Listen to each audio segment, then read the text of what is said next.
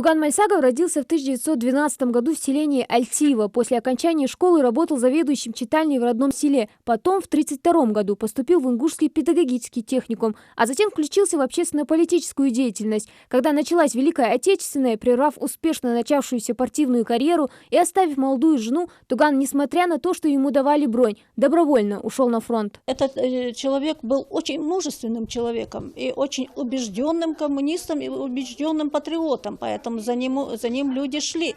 Его слово слушали и слышали, оно доходило до солдат.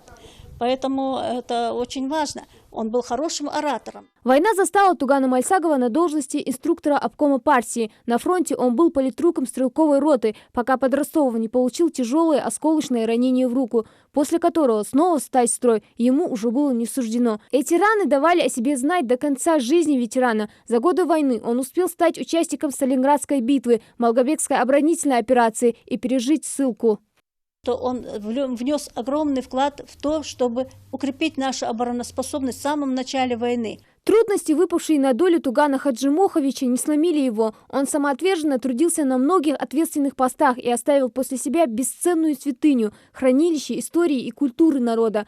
Тяжело было участнику войны, проливавшему кровь на войне и не раз смотревшему смерти в глаза, потерявшему на фронте младшего брата, видя страдания ни в чем не повинных, горячо любимых им людей. Тогда он дал себе слово, во что бы то ни стало, восстановить историческую правду. Эта мысль для Тугана стала отправной точкой того великого дела, которому он посвятил все оставшиеся годы. В течение многих лет, задолго до основания музея, Мальсагов начал ездить по селам, собирать материалы, тратя на это личные средства. Пенсионную книжку он отдал супруге, а зарплату тратил на создание музея. Супруга не только с пониманием относилась к деятельности мужа, но и как могла старалась оградить его от житейских волнений и тревог. Сейчас музейный фонд насчитывает более 40 тысяч экспонатов, среди которых фотографии, письма и самое ценное – кители с боевыми наградами ветеранов. У нас в постоянной экспозиции находится костюм основателя нашего Тугана Хаджимоховича Мальсагова с его медалями. Он был награжден медалью за отвагу,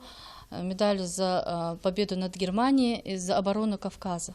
Туган Хаджимохович был отважным человеком и доказал свое мужество на деле, на войне и в мирной жизни. Он обладал мужеством и личным, и гражданским. У него была одна заветная мечта, чтобы у ингушей появилась своя республика, своя государственность. Он любил каждую тропиночку своего края, каждое деревце и каждый камень в своем городе. Ярый борец за восстановление прав своего народа, Туган пользовался уважением и большим авторитетом у представителей других народов, проживавших в Ингушетии, а особенно тянулись к нему ветераны Великой Отечественной. Их объединяла война, проверенные в ее горниле характеры, настоящие мужские качества.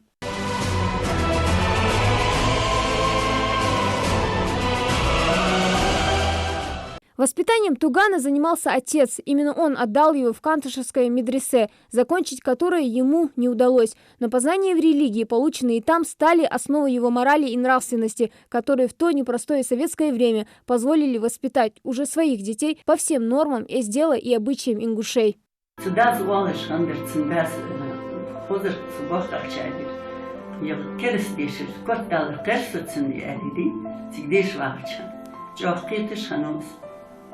Сылхал стумгышхан чанис ури пеламыз киснут иши.